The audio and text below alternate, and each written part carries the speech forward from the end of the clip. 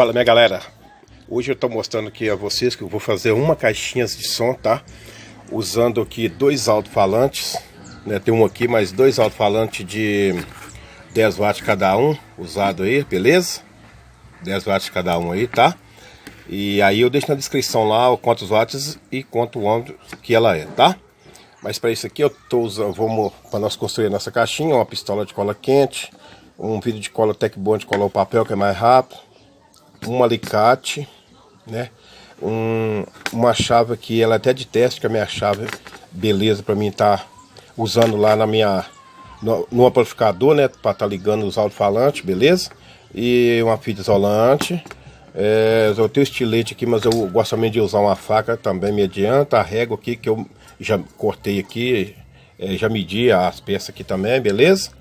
E uma caneta aqui também, já me ajudou muito, tá? E os alto-falantes que nem eu mostrei a vocês aí, beleza?